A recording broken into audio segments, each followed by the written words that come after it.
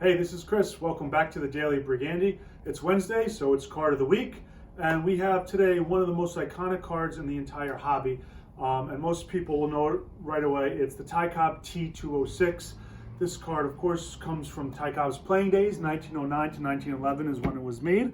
And there were 4 cards in the series, and the green portrait is the most iconic of the 4. So they also made the same card like this in red, which they call the red background. And then there are 2 poses in which he's holding a bat on and off the shoulder. But the green is by far the most scarce of the 4. And for that reason, it's most iconic. And a lot of people say the green is the most aesthetic of all the cards. I tend to agree with that. However, a lot of people think the red is nicer. Either way you cut it, that's personal. The fact is that this is the most scarce Cobb T206. And why it's scarce, not only is it low population, but it's really, really tough to get a centered copy. So here you'll see we have a SGC graded 2, so we have a low grade.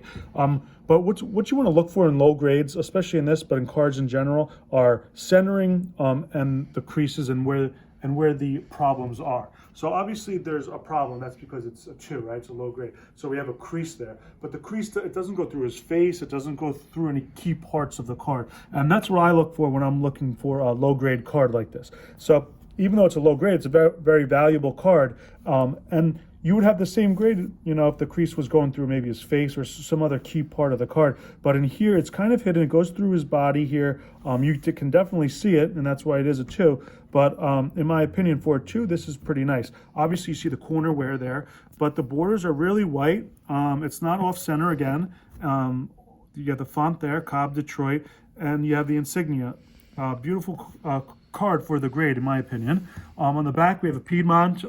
That's a very common back, same with the Sweet Caporal, 150 subjects. So this is an iconic card, like I was saying, and the value has really just, it's kind of crazy how fast it's gone up. It's one of those cards kind of like the, let's say, the Mantle Rookie or a Ruth Gowdy and the Cobb T206. These are the iconic cards in the hobby, and these are the ones you look up year after year and you can't believe how high they keep on going.